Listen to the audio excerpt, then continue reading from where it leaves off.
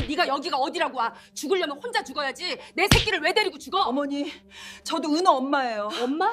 네가 무슨 엄마야? 어두운 병원 복도였습니다. 형광등이 깜빡거리고 있었어요. 한 여자가 맨발로 복도를 걸어오고 있었습니다. 흰 치마에는 핏자국이 번져 있었어요. 손에는 작은 아이 운동화 한 짝. 그녀의 시어머니는 늘 이렇게 말했습니다. 엄마란 신이 모든 곳에 계실 수 없어서 대신 보내준 존재라고, 자식을 위해서라면 목숨도 내놓을 수 있는 게 엄마라고. 그녀도 그 말을 믿었습니다. 26에 시집와서 30의 아들을 낳고 32의 딸을 안았을 때, 아, 나도 이제 그런 존재가 됐구나. 신이 보내준 사람이 됐구나. 그렇게 생각했습니다. 그런데 신은 왜 그녀의 아이들을 데려갔을까요? 대신 죽을 수 있다면서요. 대신 죽겠다고 매일 빌었는데 시어머니는 그녀에게 말했습니다. 내가 대신 죽었어야 한다고. 그래서 그녀는 죽었습니다. 한정연이라는 이름은 죽었어요. 하지만 그녀는 다시 일어났습니다. 눈가에 말라붙은 눈물 자국. 그러나 눈동자는 얼음장처럼 차갑게. 그녀도 엄마였으니까요.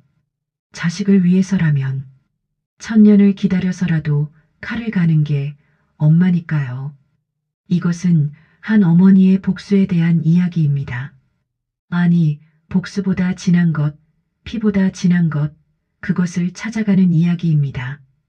이야기를 시작하기 전에 한 가지 여쭤볼게요. 혹시 누군가를 미워해 본 적 있으세요? 뼛속까지 세포 하나하나가 타들어갈 만큼, 숨 쉬는 것조차 죄스러울 정도로. 그런 미움 말이에요. 정연은 그런 미움을 받으며 살았습니다. 3년 동안 하루도 빠짐없이 시어머니에게요. 5년 전 가을이었습니다. 정연은 아들 은호와 함께 드라이브를 하고 있었어요. 7살. 세상에서 가장 예쁜 나이였죠. 은호는 뒷좌석에서 노래를 부르고 있었습니다. 유치원에서 배운 동요였어요. 음정은 엉망이었지만 정연에겐 세상에서 가장 아름다운 멜로디였습니다. 그런데 그날 내리막길에서 브레이크가 듣지 않았어요. 정연은 핸들을 꺾었습니다. 제 몸으로 아이를 감쌌어요. 할 수 있는 건 그것뿐이었습니다. 차는 가로수를 들이받고 세 바퀴를 굴렀습니다. 정연이 눈을 떴을 때 제일 먼저 본 건 흰 천장이었어요. 그 다음은 주사줄, 그 다음은 남편 태성의 얼굴, 그리고 마지막으로 옆 침대가 비어 있다는 걸 봤습니다. 그녀가 은호는 어디 있냐고 물었을 때 태성은 대답하지 않았어요. 눈을 피했습니다. 그 순간 정연은 알았습니다. 어떤 말보다 무거운 침묵이 있다는 걸. 은호는 수술실에 있었습니다. 내장 파열, 대량 출혈, 긴급 수혈이 필요한 상황이었어요. 그런데 문제가 생겼습니다. 딸 은별의 피가 맞지 않는다는 거였어요. 같은 부모에게서 태어난 남매인데 혈액형이 맞지 않는다니. 의사는 고개를 저었습니다. 수혈자를 더 찾아야 한다고, 시간이 없다고. 정연은 자신의 피를 주라고 했습니다. 주사줄을 뽑으려 했어요. 간호사들이 말렸습니다. 그녀도 과다출혈 상태였거든요. 기다릴 수밖에 없었습니다. 복도 의자에 앉아서 수술실 불빛만 바라보면서 손가락이 하얘질 때까지 두 손을 깍지 끼고 제발, 제발, 제발. 수술실 불이 꺼진 건 새벽 4시였습니다. 의사가 나왔어요. 마스크를 벗지 않고 죄송합니다. 라는 말을 했습니다. 정연은 그 말을 끝까지 듣지 않았습니다. 수술실로 뛰어들어갔어요. 은호는 거기 있었습니다. 눈을 감고 양볼에 아직 체온이 남아 있었어요. 정연은 아이를 안았습니다. 아직 따뜻한 아이를. 조금 전까지 노래를 부르던 아이를 얼마나 무서웠을까? 엄마가 올 때까지 얼마나 기다렸을까? 그녀는 울지 않았습니다. 눈물이 마른 게 아니에요. 울면 진짜가 될 것 같았거든요.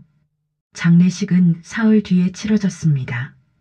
정연은 상복을 입지 못했어요. 시어머니 진주란이 막았거든요. 감히 내가 여기가 어디라고 오느냐. 죽으려면 혼자 죽어야지. 내 새끼를 왜 데리고 죽느냐. 정연이 자신도 은호 엄마라고 말했을 때 진주란은 그녀의 뺨을 때렸습니다. 한 대, 두 대, 아무도 말리지 않았어요. 남편 태성도 시누이 태희도 내가 대신 죽었어야지. 시어머니의 그 말이 정연의 가슴에 박혔습니다. 그날 이후 정연은 유령이 됐습니다. 같은 집에 살았지만 밥상에 앉지 못했어요. 제삿날에는 대문 밖으로 쫓겨났습니다. 향 냄새만 맡고 골목에 서 있어야 했죠. 3년 1095일을 그렇게 보냈습니다. 그래도 정연은 버텼어요. 이유는 하나였습니다. 딸 은별이가 있었거든요. 엄마 괜찮아, 내가 있잖아. 26살 된 딸이 엄마를 위로하는 집. 그게 정연의 현실이었습니다. 그러던 어느 날 은별이가 말했어요. 엄마, 나 약혼해. 정연의 눈에 물이 고였습니다. 슬퍼서가 아니에요. 기뻐서요. 드디어 이 집에서 벗어날 수 있겠구나. 딸이라도 행복해지겠구나. 정연은 밤마다 바느질을 했습니다. 딸의 예복을 손수 만들었어요. 한 땀 한 땀 기도하는 마음으로. 그런데요. 약혼식 이틀 전 정연이 완성한 예복을 시어머니에게 보여드렸을 때 진주라는 예복을 한번 훑어보고 말했습니다. 갖다 버리라고. 천성은 어쩔 수가 없다고. 배워도 눈만 버린다고. 정연은 예복을 안고 방으로 돌아왔습니다. 쓰레기통에 버리지 않았어요. 옷장 깊숙이 넣어뒀습니다. 언젠가 은별이가 발견해 주길 바라면서. 그리고 약혼식 당일이 밝았습니다. 하객들이 모였어요. 꽃이 도착했고 샴페인이 준비됐습니다. 그런데 신부가 오지 않았어요. 1시간, 2시간, 전화기는 꺼져 있었습니다. 정연의 가슴이 싸늘해지기 시작했습니다. 뭔가 잘못됐다. 직감이었어요. 엄마의 직감. 그날 밤 자정이 넘어서 은별에게서 전화가 왔습니다. 딸의 목소리가 떨리고 있었어요. 엄마, 나 괜찮아. 그런데 전화 너머로 남자 목소리가 들렸습니다. 딸을 막는 듯한 소리. 그리고 전화가 끊어졌습니다. 정연의 손이 떨렸어요. 3년간 버텨온 이유, 유일한 빛, 마지막 희망. 그 희망마저 누군가 빼앗아 가려 하고 있었습니다. 창밖으로 먼동이 트고 있었어요. 새벽빛이 창문을 물들였습니다. 그런데 이상하게 그 빛이 따뜻하지 않았어요. 차갑고 날카롭고 무언가 끔찍한 일이 다가오고 있다고 경고하는 것 같았습니다. 그리고 정연의 예감은 틀리지 않았습니다. 가족이라는 단어. 참 따뜻하죠. 피를 나눈 사람들, 한솥밥을 먹는 사람들, 서로의 등을 지켜주는 사람들. 그런데 말이에요. 가족이라서 더 깊이 찌를 수 있는 것도 있습니다. 가족이니까 더 정확히 아는 급소가 있어요. 정연은 그걸 몰랐습니다.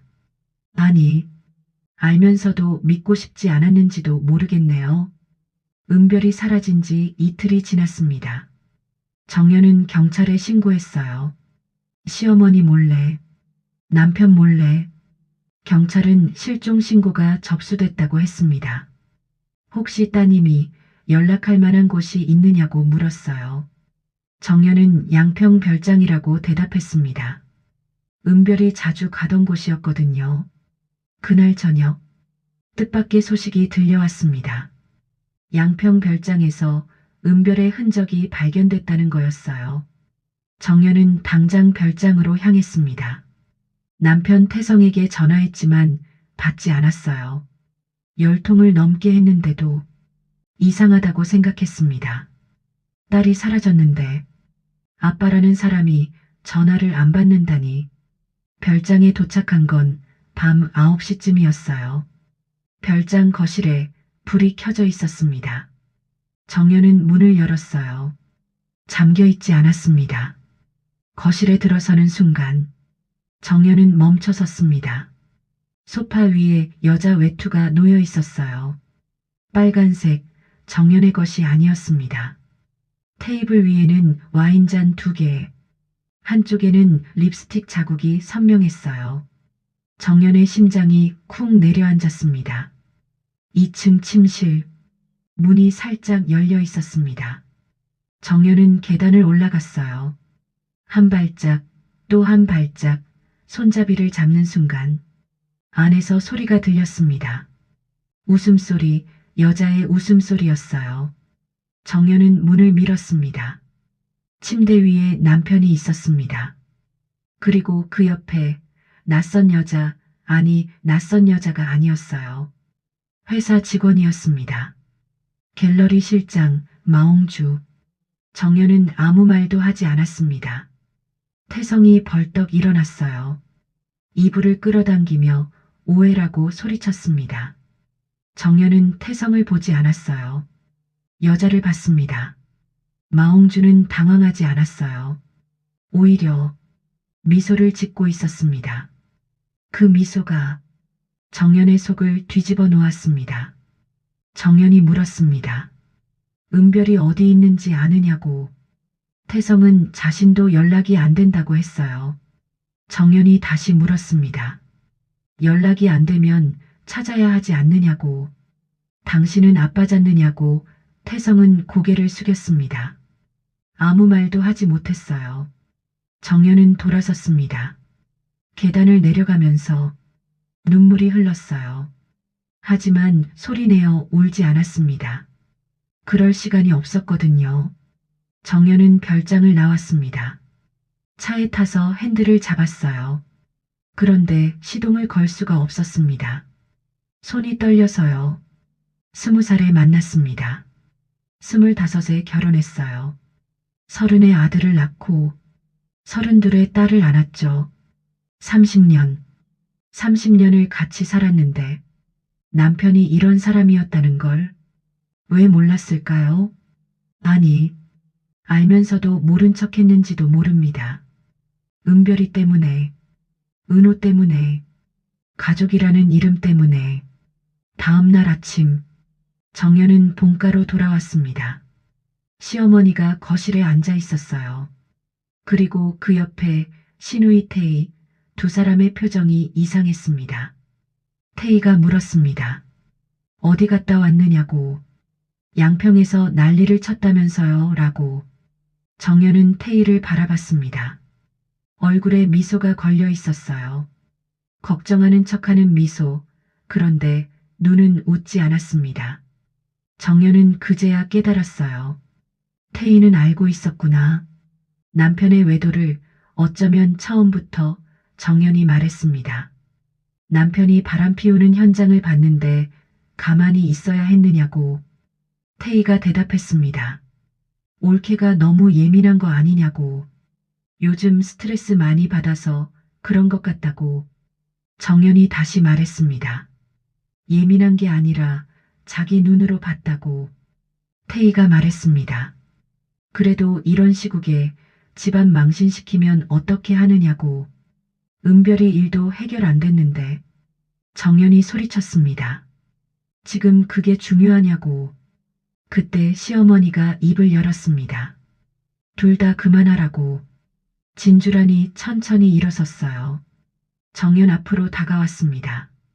내가 양평에서 뭘 봤든 지금 중요한 건 은별이라고 했습니다. 정연이 자신도 그래서 찾으려 한다고 했을 때 진주란은 차갑게 말했습니다. 됐다고. 내가 나서면 일이 더 커진다고 가만히 있으라고 정연이 물었습니다. 가만히 있으라고요. 제 딸인데요. 진주란이 대답했습니다. 내 딸이지만 내 손녀이기도 하다고. 내 손녀는 내가 찾으니 넌 방해만 하지 말라고. 정연은 말문이 막혔습니다. 방해라니. 엄마가 딸을 찾는 게 방해라니. 그날 정연은 자기 방에 갇혔습니다. 문 밖에 사람이 지키고 섰어요. 시어머니의 명령이었습니다. 창밖으로 해가 지고 있었어요. 벌써 세 번째 해가 지는데 은별은 어디에 있는 걸까요? 무사하기는 한 걸까요? 정연은 손을 모았습니다. 기도했어요. 신이 있다면 제발 제 딸만 지켜달라고. 그날 밤 정연은 이상한 꿈을 꿨습니다. 은별이 나왔어요. 하얀 옷을 입고 웃고 있었습니다. 엄마, 나 여기 있어. 가까운 곳이야. 아주 가까운 곳. 정연은 눈을 떴습니다. 식은땀이 등을 적시고 있었어요. 심장이 미친 듯이 뛰었습니다. 가까운 곳. 그 말이 머릿속을 맴돌았어요. 가까운 곳이라니. 대체 어디를 말하는 걸까요? 다음 날 경찰에서 연락이 왔습니다. 따님 관련해서 새로운 정보가 입수됐다고 했어요. 일단 경찰서로 와야 할 것 같다고. 정연이 무슨 일이냐고 물었을 때 경찰은 말했습니다. 따님을 납치한 사람들에게서 연락이 왔다고. 정연의 손에서 전화기가 떨어졌습니다. 납치, 그 단어가 정연의 세계를 산산조각 냈습니다. 50억? 숫자로 쓰면 5글자, 말로 하면 2음절. 그런데 그 무게는요? 사람 목숨 하나와 맞먹었습니다. 정연은 그 돈을 구해야 했어요. 딸을 살리기 위해서. 문제는 그녀에게 그런 돈이 없다는 거였죠. 경찰서에서 돌아온 날 정연은 시어머니 방 앞에 섰습니다. 노크를 하려다 멈췄어요. 손이 떨렸거든요. 이 문을 열면 다시는 돌아올 수 없는 강을 건너게 될 것 같았습니다. 그래도 열었습니다. 딸을 위해서라면 자존심 따위야 버릴 수 있었으니까요. 진주라는 창가에 앉아 있었습니다. 정연이 들어와도 고개를 돌리지 않았어요. 정연이 말했습니다. 은별이 납치됐다고. 몸값이 50억이라고. 도와달라고 제발. 진주란이 천천히 고개를 돌렸습니다. 눈빛이 얼음장 같았어요. 감히 내가 나한테 부탁을 하냐고. 정연은 무릎을 꿇었습니다. 차가운 대리석 바닥, 무릎이 시렸어요. 하지만 아프지 않았습니다. 딸 생각에 다른 건 아무것도 느껴지지 않았거든요. 정연이 말했습니다. 잘못했다고. 은호를 지키지 못한 것도, 어머니 마음에 안 든 것도 다 자기 잘못이라고. 그러니까 제발 은별이만 살려달라고. 진주란이 일어섰습니다.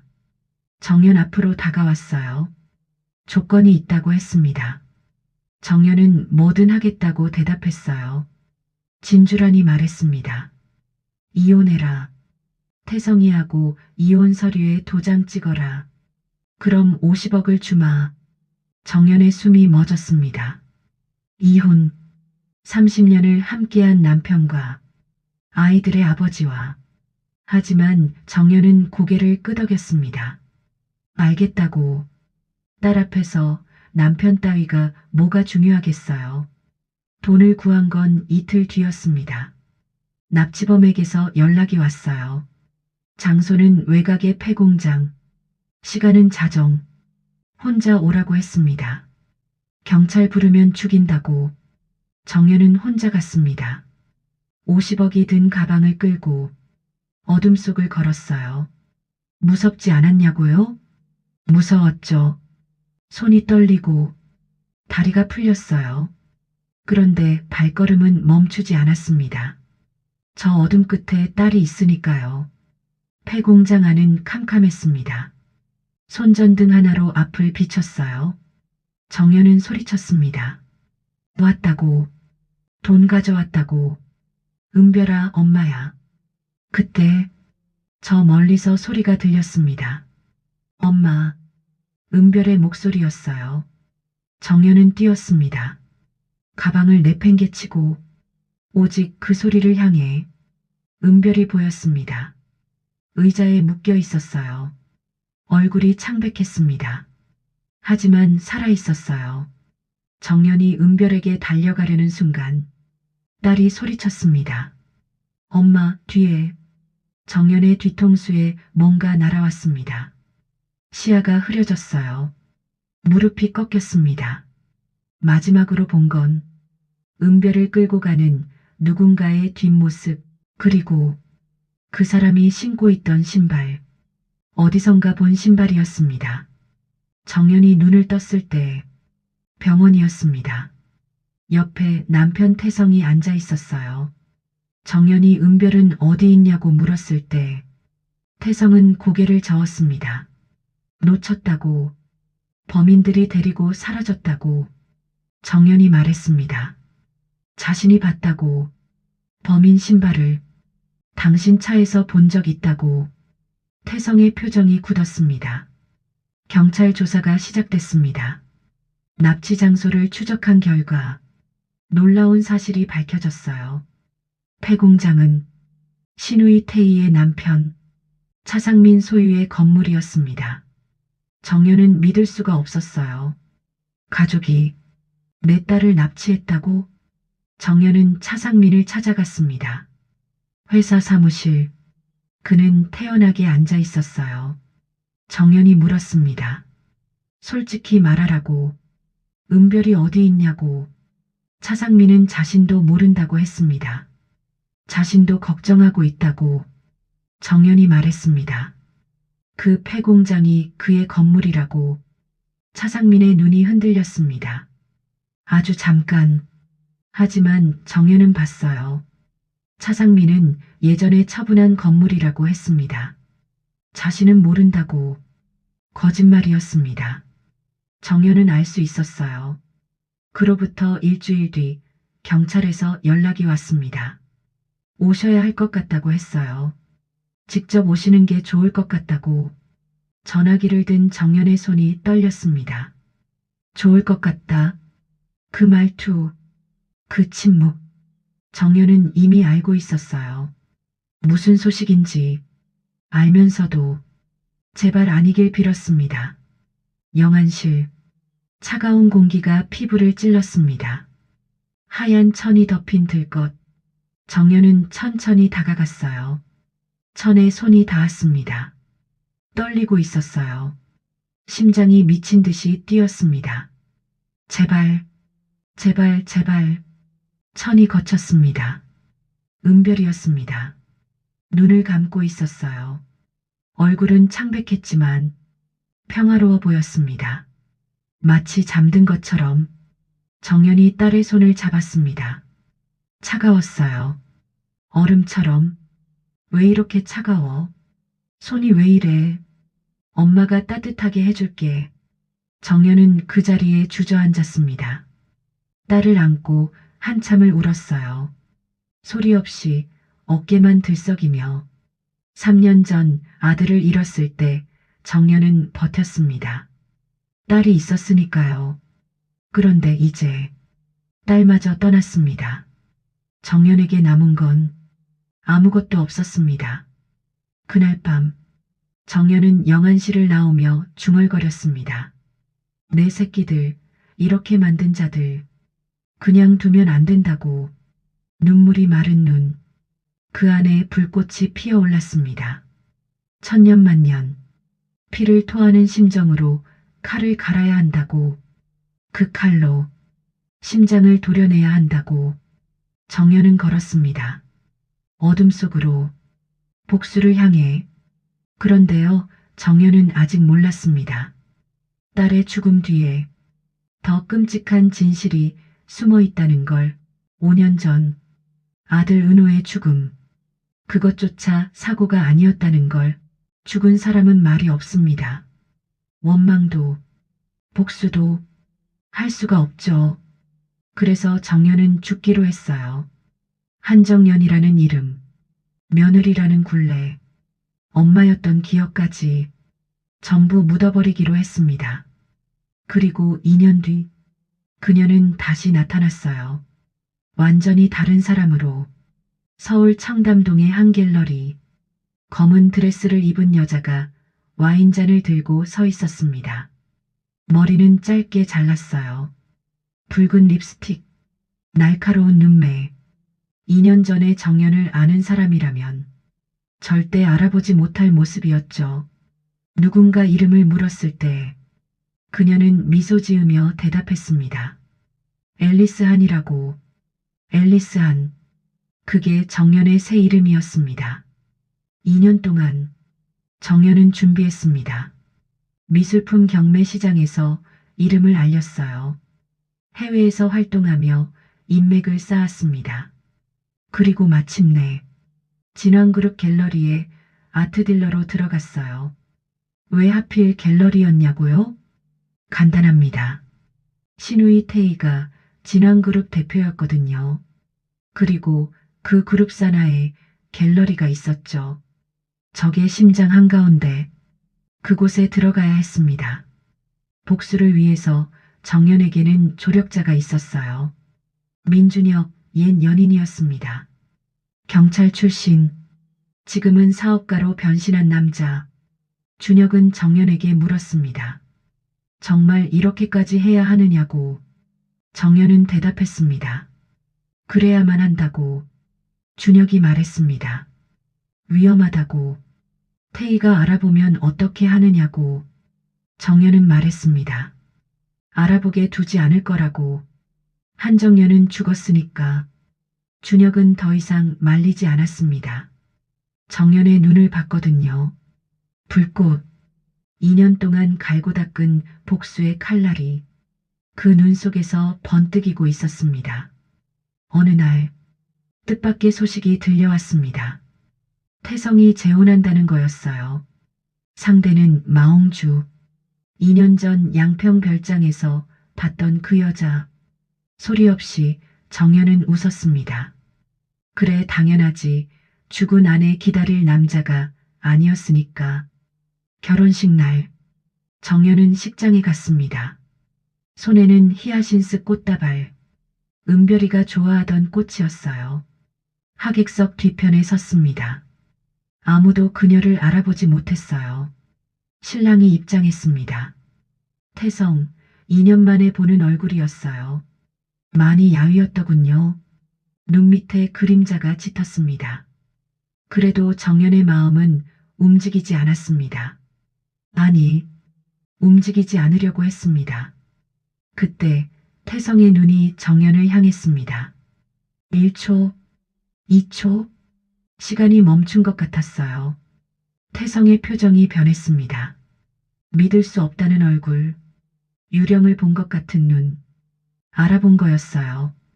2년이 지나도, 머리를 자르고, 이름을 바꿔도 남편은 아내를 알아봤습니다. 식이 끝난 뒤 태성이 정연을 찾아왔습니다. 식장 뒤편 복도 두 사람만 남았어요. 태성이 불렀습니다. 정연아. 정연은 대답했습니다. 잘못 본 것 같다고. 태성이 말했습니다. 아니라고. 자신은 안다고. 당신이라고. 어떻게 살아있는 거냐고. 정연은 태성을 바라봤습니다. 차갑게 낯선 사람을 보듯. 한정연은 죽었다고 했습니다. 2년 전에 태성이 정연의 손을 잡았습니다. 이러지 말라고. 제발. 2년 동안 단 하루도 당신 생각 안 한 날 없다고. 당신이 사라졌을 때 자신은 태어나서 처음으로 신한테 빌었다고. 당신만 다시 돌려주신다면 모든 것 다 내려놓겠다고. 지금이라도 돌아오라고. 결혼식 같은 건 형식일 뿐이라고. 정연이 손을 빼냈습니다.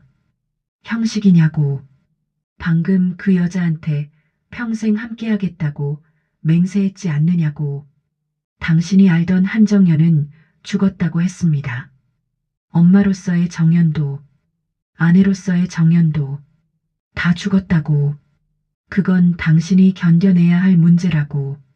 자신은 단 한순간도 당신 생각할 겨를이 없다고. 어떻게 하면 가장 잔인한 방법으로 복수할지 그 생각뿐이라고. 정연은 돌아섰습니다. 뒤도 돌아보지 않고 걸었어요. 복도 끝 문을 나서는 순간 눈물이 한 방울 떨어졌습니다. 흔들렸습니다. 솔직히 30년을 함께한 사람이잖아요. 아이들의 아버지잖아요. 그래도 멈출 수 없었어요. 은호, 은별이, 두 아이의 얼굴이 떠올랐거든요. 정연은 눈물을 닦았습니다. 그리고 전화기를 꺼냈어요. 준혁에게 물었습니다. 정진아 박사를 찾았느냐고. 준혁이 대답했습니다. 귀국한다고 들었다고. 내일 공항으로 들어올 거라고. 정연은 말했습니다. 잡아야 한다고. 무슨 수를 써서라도. 정진아 박사 5년 전 은호가 사고 났을 때 수혈이 안 된다고 했던 의사. 정연은 알고 있었어요. 그 검사 결과가 이상했다는 걸. 같은 부모에게서 난 남매인데 혈액형이 안 맞는다는 게 말이 되느냐고. 누군가 조작한 거였어요. 정 박사가 거짓말을 한 거였습니다. 문제는 누가 시켰느냐는 거였죠. 정연에게는 짐작 가는 사람이 있었어요. 신우이. 고태의 증거가 없었습니다. 그래서 정 박사를 잡아야 했어요. 그 입에서 직접 듣고 싶었습니다. 5년 전 그날 왜 거짓말을 했는지, 누구의 명령이었는지, 내 아들이 정말 살 수 없었는지.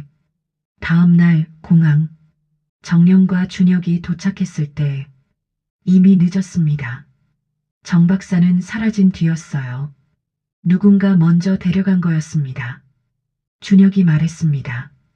태희 쪽이 틀림없다고. 정연이 말했습니다. 찾아야 한다고. 무슨 수를 써서라도. 정연의 눈빛이 날카로워졌습니다. 시간이 없었어요. 정 박사가 태희 손에 있다면 입을 막히거나 아예 사라질 수도 있었습니다. 그날 밤 정연은 창가에 서서 서울 야경을 바라봤습니다. 번쩍이는 불빛들, 그 아래 숨어있는 비밀들. 5년 전 아들 은호는 살 수 있었어요. 누군가 그걸 막았습니다. 내 아이가 죽어가는 걸 지켜보면서 일부러 수혈을 막은 거예요. 그게 누구든 반드시 찾아내겠다고.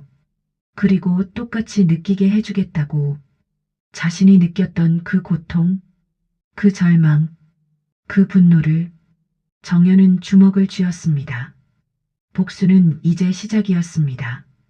복수, 이 단어를 입에 올릴 때마다 정연은 칼을 가는 심정이었습니다. 1000번, 10,000번, 날이 시퍼렇게 설 때까지. 그런데요, 칼을 갈다 보면 문득 드는 생각이 있어요. 이 칼끝은 과연 누구를 향해야 하는 걸까? 정 박사를 찾아낸 건 사라진 지 사흘 만이었습니다. 태희가 숨겨둔 곳, 외곽의 작은 요양병원이었어요. 정연과 준혁이 먼저 도착했습니다. 병실 문을 열었어요. 정 박사가 침대에 앉아 있었습니다. 많이 늙어 보였어요. 머리는 허옇게 새었고 손이 떨리고 있었습니다. 정연을 보자 그의 얼굴이 창백해졌어요. 정연이 말했습니다. 오래 찾았다고. 정 박사는 아무것도 모른다고 했어요. 정연이 말했습니다. 거짓말하지 말라고. 5년 전 은호 수술하던 날 혈액형 검사 조작했지 않느냐고. 정 박사의 눈이 흔들렸습니다. 정연이 물었습니다. 누가 시켰느냐고. 정 박사는 대답하지 못했어요. 정연이 다시 물었습니다. 내 아들이, 7살짜리 내 아들이 피를 흘리면서 죽어가고 있었다고. 수혈만 받았으면 살 수 있었다고. 그런데 왜 못하게 막았느냐고. 정 박사의 눈에 눈물이 고였습니다. 한참을 침묵하다 그가 입을 열었습니다. 고태의 대표가 시켰다고. 정연의 손이 떨렸습니다. 알고 있었어요. 짐작하고 있었습니다. 그래도 직접 듣는 건 다른 거였어요. 정 박사가 말했습니다. 협박을 견딜 수가 없었다고. 자기 가족을 해치겠다고 했다고. 은호 상태가 심각해서 수혈을 해도 살아날 가능성이 적다고 했다고. 그래서 자신도 합리화를 했다고. 어차피 죽을 아이라고. 내 가족이 더 중요하다고. 정연이 말했습니다. 영상으로 남기라고. 방금 한 말을 전부 다. 그게 박사가 할 수 있는 최소한의 속죄라고. 정 박사는 고개를 끄덕였습니다. 카메라가 켜졌어요. 그리고 정 박사는 모든 걸 자백했습니다. 며칠 뒤 진왕그룹 본사 임시 이사회가 소집됐습니다. 정연은 그 자리에 있었어요. 앨리스 한이라는 이름으로, 갤러리 관장 자격으로. 태희도 있었습니다. 여전히 당당한 표정이었어요. 자신을 건드릴 수 있는 사람은 없다고 믿는 얼굴. 그리고 시어머니 진주란 회장석에 앉아 있었습니다. 정연이 일어섰습니다. 오늘 보여드릴 게 있다고 했어요. 대형 스크린에 영상이 재생됐습니다. 정 박사의 자백 영상, 회의실이 술렁였어요. 영상 속 정 박사가 말했습니다. 고태의 대표가 시켰다고. 혈액형 검사를 조작하라고. 태희의 얼굴이 굳었습니다. 영상이 계속됐어요. 은호가 수혈을 받지 못하도록. 그래서 죽게 해. 태희가 벌떡 일어났습니다. 거짓말이라고 소리쳤어요. 저 여자가 정 박사를 협박해서 거짓 자백시킨 거라고. 자신이 왜 조카를 죽이느냐고. 정연은 태희를 바라봤습니다. 차갑게 그러나 흔들림 없이. 그것도 궁금했다고 했어요. 왜 7살짜리 아이를 죽여야 했느냐고. 은호가 살아있으면 후계자가 될 테니까. 그렇지 않느냐고.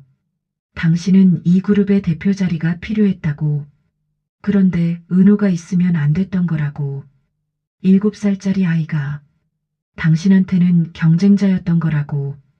태희의 입술이 파르르 떨렸습니다. 그때 시어머니 진주란이 입을 열었습니다. 태희야. 목소리가 떨리고 있었어요. 사실이냐고. 태희가 말했습니다. 어머니가 저 여자 말을 믿느냐고. 우리 집안을 망친 한정연이라고. 진주란이 다시 말했습니다. 내가 물었다고. 사실이냐고. 태희가 대답하지 못했습니다. 그 침묵이 대답이었어요. 진주란의 눈에서 눈물이 흘렀습니다. 평생 처음 보는 모습이었어요. 철의 여인이라 불리던 사람. 감정을 드러내지 않던 사람. 그 사람이 울고 있었습니다. 자신이 정연을 그렇게 대했다고. 3년 동안 내 탓이라고. 내가 죽었어야 한다고. 그런데 내 딸이, 내 새끼가 말을 잇지 못했습니다. 정연은 시어머니를 바라봤습니다. 미워했어요. 3년 동안 지옥 같은 삶을 살게 한 사람. 며느리를 인간 취급하지 않았던 사람. 복수하고 싶었습니다. 똑같이 고통받게 하고 싶었어요. 그런데 지금 눈앞에 있는 건 철의 여인이 아니었습니다. 그냥 아들을 잃은 엄마였어요.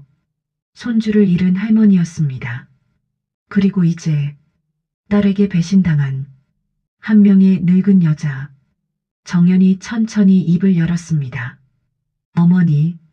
진주란이 고개를 들었어요. 자신도 엄마라고 했습니다. 자식을 위해서라면 1000년을 기다려서라도 칼을 가는 게 엄마라고. 어머니가 그랬다고. 자신도 칼을 갈았다고. 5년 동안 하루도 빠짐없이. 그런데요 어머니. 그 칼로 베어야 할 건 사람이 아니었다고, 진실이었다고, 내 아이들이 왜 죽었는지 그 진실을 밝히는 게 자신이 칼을 간 이유였다고. 복수는 또 다른 상실의 시작일 뿐이니까요. 정연은 돌아섰습니다. 회의실을 나가며 마지막으로 말했어요. 태희 대표 처분은 어머니가 하시라고. 그건 자신의 몫이 아니라고. 며칠 뒤 정연은 아이들 무덤을 찾았습니다.